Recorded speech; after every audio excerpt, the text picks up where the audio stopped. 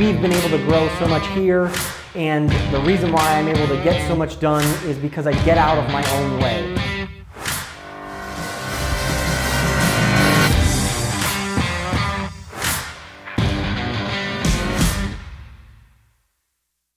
I'm Stephen Taylor, we are LeadingIT, and this is another weekly behind the scenes of a growing IT support company. We met with 2 prospective clients this week, and a lot of the same conversations that I usually have. It really challenges me, the things that I find that other IT companies are lacking. There are hundreds, if not thousands, of shops just like us, but totally different. There is a ton of subpar IT support out there, even from just a customer service and delivery perspective, right? A company that doesn't answer the phone or doesn't call their customer back or doesn't take a ticket from issue to completion. And people are paying good money for subpar support. Not only that, but the lack of security protections and the methods and the ways they're going about things. There's certifications in our industry, but none of them are required. There's no industry set standards, and there's no government certification or anything from a higher authority. And so anybody could open up shop, and that's cool. That creates good business and good competition. However, there's a lot of, again, just lacking and subpar support that's happening. And from a cybersecurity standpoint, that's incredibly detrimental, or could be detrimental, to a business, to an organization, or to government. There's a story being published and talked about this week. The city of Baltimore has been down for 2 weeks. Government operations shut down. You can't pay your tax bill. You can't close a real estate transaction in the city of Baltimore because their IT systems have been down, held at ransom for the last 2 weeks. And, I don't know the ins and outs of the story, but for the most part, from what we've seen, it typically is because their systems were lacking, out of date, behind the curve, protections not being put into place, and kind of these best practices and things that we're doing on a weekly basis. More than likely, we're not done. Somebody gave away the password, somebody left the door open, so to speak, and that's left this government entity down and out for 2 weeks. And not only that, but I saw a local government entity, similar kinds of issues. Not only are they overpaying for IT support and not getting that good level of service, but the front door literally was open in a vulnerability that I was able to identify for them and pass off to their team to say, hey, let's get this shored up, let's get this taken care of.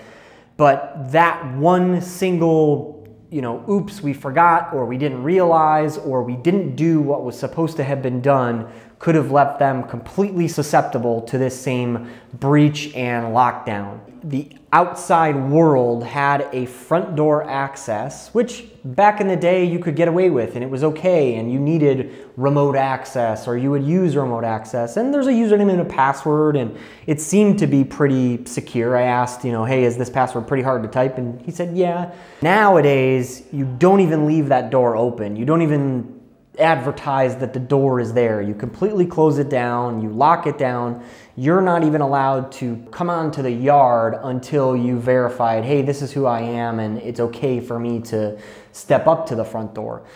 Not only that, this particular vulnerability, it's been harped on for a long time, the last 6 to 12 months. Do not leave RDP open. Do not leave RDP open, right? Just this week, Microsoft came out and said, we've got a bigger problem with this. Now, not only is it vulnerable, you don't even need the username and password. Somebody found a wormhole in where you don't even need to authenticate. If it's open, anybody in the world could take advantage of and then exploit, again, that open door policy, which shouldn't even be there in the first place. I just took the time to educate him. I said, hey, look, I'm not coming here to sell you fear and uncertainty and all this shit, but the reality is that this stuff exists. I see it every week. Here's what I noticed about your guys' environment. I'd like you to take that to your IT company now and get it fixed. And then literally for the last 2 days, I've been checking to see, and they finally closed it down. And so everything should be all right. But crazy to think that there's a company in there now just like us, right? Yeah, we're going to take care of technology and we're going to make sure this stuff is right. And in my opinion, that is a 101 level mistake. You cannot leave that stuff open. That ties into people don't know what they don't know, and really it's our job, from a sales perspective or a good business perspective, to educate everyone. Technology is this realm that most people don't understand, and that's why we exist, right? We're here to explain and help everyone understand technology and then get out of the technology issues. IT companies are not apples to apples, so it's super important for us to, again, educate and show. Not only is here's how we deliver a better service, we answer the phones, we have fast and friendly support versus you might not get a call back for 3 days, but here's all of what's going on in the technology realm from a efficiency and a productivity standpoint. Here's why you need the newer, faster, better hardware. And here's what's happening in a dangerous place of cybersecurity. Here are the things that are going on a daily basis that we can't technically protect you from. It has to be from an education and awareness perspective. And or here are the things that we can put in place, like two-factor authentication, to prevent mailboxes and things from being breached, or that username and password from being inadvertently leaked to the bad guys. So all of this stuff to say, and that's why we're putting out videos and content and awareness. It's our job to educate everyone so that they understand, okay, this is of interest. It's not just scary cybersecurity stuff that's not going to happen to me. No, it's real deal stuff that we do need to put protections in place and be aware of. And here's the difference when you're evaluating IT support companies, what you might look for, what questions you need to ask, because oftentimes a proposal is 32 bullet list items long and you go, well, this looks about the same, and everybody thinks it's apples to apples. But really sometimes it's about the questions you need to ask of what's not included, what are we not protected from, what are you not preparing us for? Whereas in our proposals and the way we do business, everything's included and we're taking care of those proactive things. Even so much on a weekly basis, we're adjusting what we're doing here in our network as well as for our customers. So just a lot of things to kind of be aware of and good questions to ask. And really it's our job to educate and make people aware of these things. Which is why we continue to ramp up all of our marketing. So not only are we trying to educate the market, but we are literally plastering our face and our logo and our business out there everywhere we can, obviously to try and help grow our business, but again, to educate and make people aware. IT support is not apples to apples. There's a lot of different things happening, and everybody needs to be aware of these things. So as we continue to ramp up our marketing for our growth, we're doing a ton of stuff, whether that's social media, email marketing, even continuing our direct mail, refreshing our website, doing a ton, hopefully with AdWords, LinkedIn ads, Facebook advertising, all of these different mediums. And it's all about just casting a bunch of nets everywhere and anywhere that people and our prospective buyers are at, and hopefully capturing their attention to us versus the 100 other IT companies that exist. I'm also looking at writing a book, again, from an education and awareness perspective, put that out into the market so that people are up to speed on what's going on and what's here, as well as, again, just getting our message and our logo in front of as many people as possible. So most all of this goes without saying. I think it's hard work, right? You've got to put in the work. It's effort and activity every single day to get where you want to be, to get to the goals and all that. We've talked about it before. This is a 10-year overnight success, and I'm super excited about the next 5 years. I believe that, out of adversity comes this success. And so with this past week being Mother's Day, my mom actually passed away when I was 10. I had a challenging, younger years and things, but I appreciate it from the perspective of it instilled in me the value of, well, I've got to figure things out. And so out of that adversity comes this success stuff, but it's hard work every single day, every single week, every single month to focus on those bigger goals and continuing to get things done. So as usual, the plethora of Tuesday meetings, meeting with kind of our marketing department to look at, again, where are we putting all of this content out into channels and doing it on a consistent 3 to 5 times a day basis.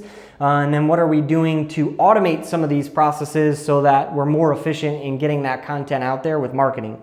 And all of our marketing is paying off. So this week alone, we got 6 new leads to some very quality prospective customers. A lot from the referral side, like we talked about last week.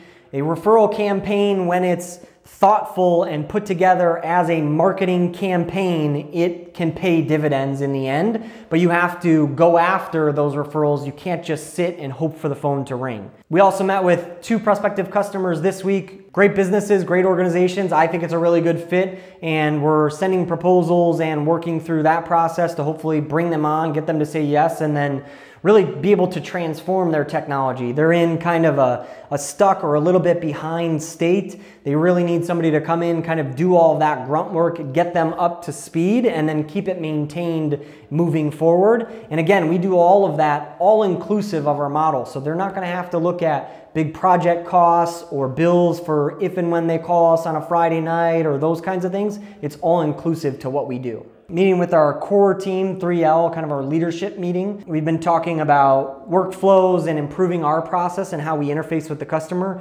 We have a help app on all of our end user customers' workstations so that they can put in a ticket with us and it kind of guides them through process, makes them aware of what they might need to know or what options they may need to choose to set up a new user or get a new workstation set up, those kinds of things. So always ironing out and making it easy to do business with us and easy to interface with us, and then hopefully making it everyone aware on both sides. Hey, what are gonna be the next steps and what do I need to be aware of? Continuing to hire. So as we continue to grow and double over the next couple of years, we need even more technical talent, and we're constantly going out and recruiting, interviewing, and hiring. We've got an awesome environment here, a great team that you'll work alongside of. We're local, and typically our team lives here locally, so no commutes and things like that. Balance is super important to us. It's not about grinding out a 50 to 60 hour work week. You've got, you know, the team and the talent and the tools to do your job, and we kind of let you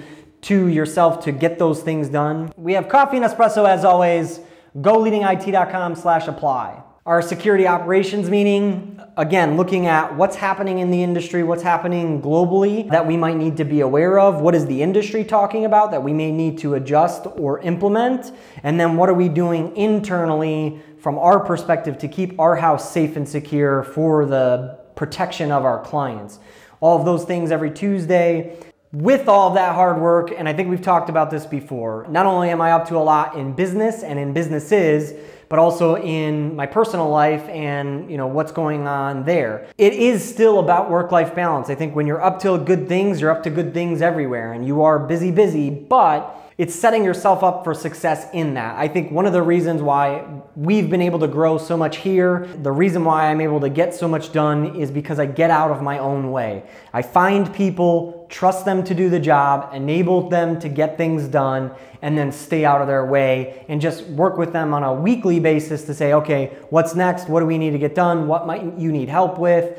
But the people and the team are capable and trusted to take care of things and get things done. And then that gives me scale to be up to 3 or 5 different things all at the same time. It's kind of a juggling act, but it enables me to do a lot in a 12-week, 3-month period versus it takes a year to get things done. I appreciate your attention to this, and follow us on all the socials for more, and please give me some feedback, good, bad, or otherwise. What is it that you appreciate about these videos? What's helpful, what's useful, and what's not?